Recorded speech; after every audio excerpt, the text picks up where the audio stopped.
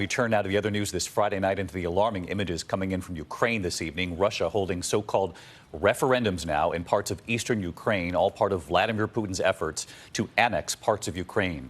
In fact, there are now pro-Russian soldiers with assault rifles going door to door collecting ballots. In fact, security cameras capturing images of these soldiers escorting election officials, collecting those ballots from Ukrainians. The U.S. has been calling these elections a sham. While in Russia tonight, the mass exodus of men trying to avoid Vladimir Putin's new draft. Long lines of cars at the Finnish border tonight. ABC's 𝗺cie𝗿𝗃𝗯𝗲 inside Ukraine for us again tonight. Tonight, Kremlin-style door-to-door voting. Soldiers armed with assault rifles escorting voting officials with ballot boxes in their hands.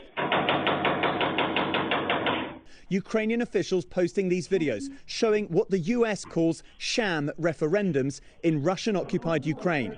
With Vladimir Putin planning to declare those regions part of Russia, the White House warning it will respond. We are prepared to impose additional swift and severe economic costs on Russia. Moscow threatening any attack on newly annexed regions would be considered an attack on Russia. A US official today confirming to ABC News the US has been sending private warnings to Moscow about the consequences of any use of nuclear weapons.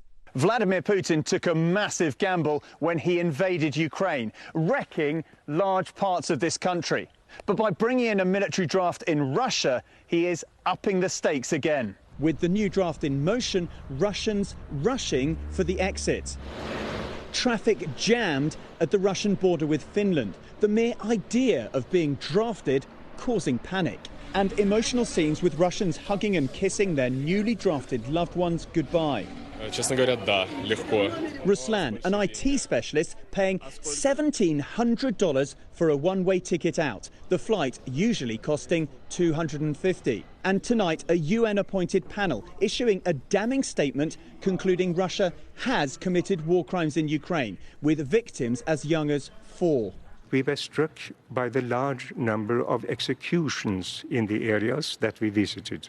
Our team witnessing a mass burial site and evidence of alleged Russian atrocities in newly liberated Izium. Officials now saying they've exhumed 436 bodies, including children, most suffering violent deaths.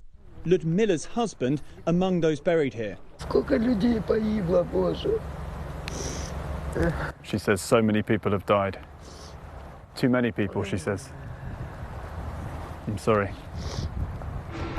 And tonight, 2 US military veterans who fought for Ukraine and were captured and held by Russian forces for months, now freed in a prisoner swap.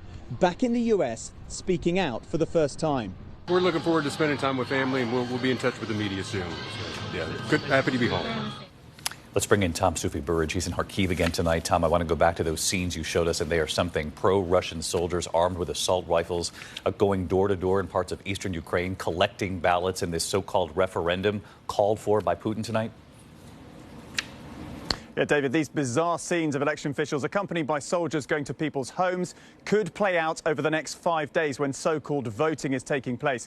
One Ukrainian official saying Russian soldiers are effectively using the barrel of their gun to show people where to put their tick. President Biden saying the US will never recognize that territory as being anything other than Ukraine. David? That's just extraordinary. 𝗺cie𝗿𝗃𝗯𝗃𝗏 all week long. We appreciate it.